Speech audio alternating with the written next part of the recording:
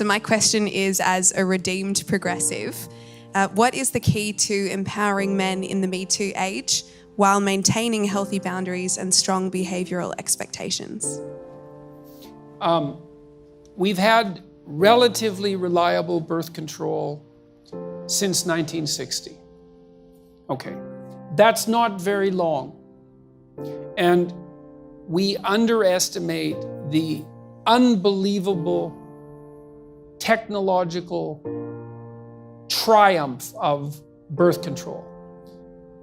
It's the hydrogen bomb, it's the transistor, like it's a major league transformation in human interaction. Women are now free from involuntary reproduction. That's never been the case in the entire history of the planet.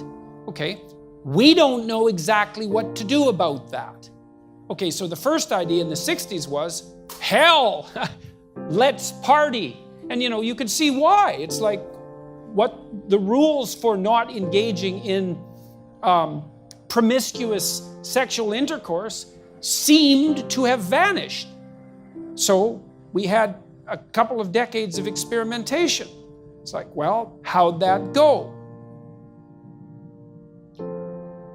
Little hard on the family, I would say.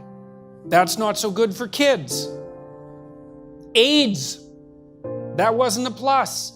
Could have killed us all.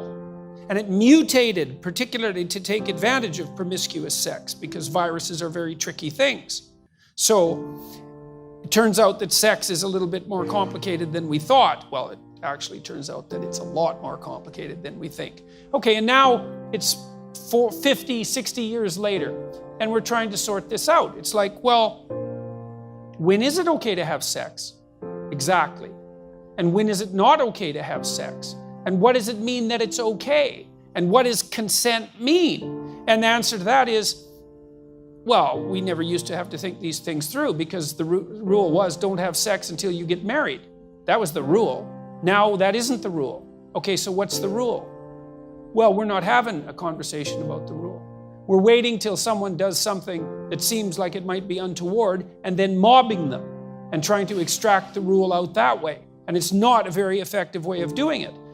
You want to decrease campus rape? That's easy. Get rid of alcohol. No one has that conversation. It's like I did my PhD work on alcohol. 50% of the people who are murdered are drunk, and 50% of the people who kill them are drunk. And almost all the date rape situations are consequences of excess intoxication. But yet there's a party culture on campuses and anything goes. And you also have this strange thing, especially on the radical left, which is unbelievably paradoxical, where absolutely every form of sexual expression imaginable is 100% permissible because sex is fine, but it's so dangerous that while you're dancing with someone at a Princeton mixer, you have to ask them 2 or 3 times if it's okay for you to continue. And that's actually the case, by the way. I'm not making that up. It's like, well, both of those things can't be true.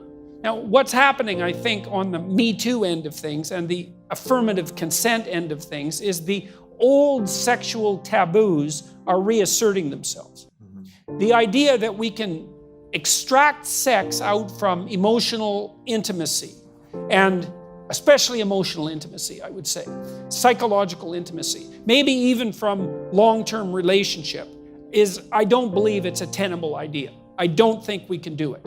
And a lot of what we're seeing is the backlash against that. It's like, well, I feel used, because one of the things that's happening on the really radical end of the anti-sexual abuse movement is the idea that, well, if you have intercourse with someone and then you regret it the next day, that's evidence that it wasn't consensual. Well,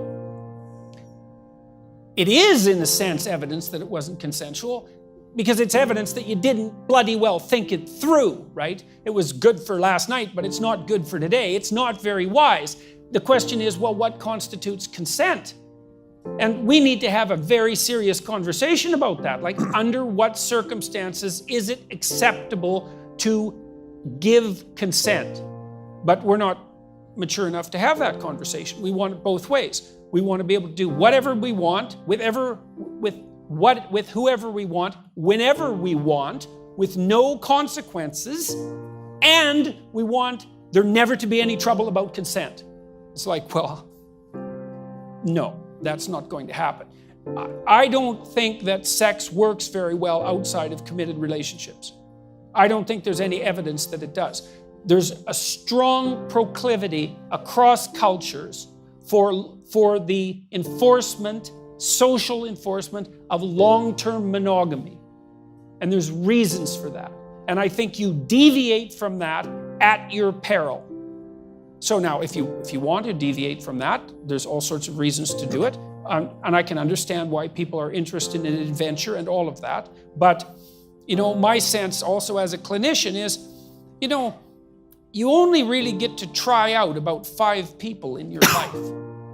You have to make a decision pretty damn quick. Like between 20 and 30, there's a lot of things to get straight, and long-term mate is usually one of them. And most of the time, people should be more careful with their sexual behavior when they're young, especially when they're drunk, than they are. And I just think it's so interesting that all of the taboo reconstruction is coming from the radical left. It's not what you'd expect at all. You'd think it'd be the damn right-wing Christians complaining about, sexual immorality. It's like, no, it's the radical lefties. You have to have signed consent before making any physical move. And then that's so what? Really? Who thought that up?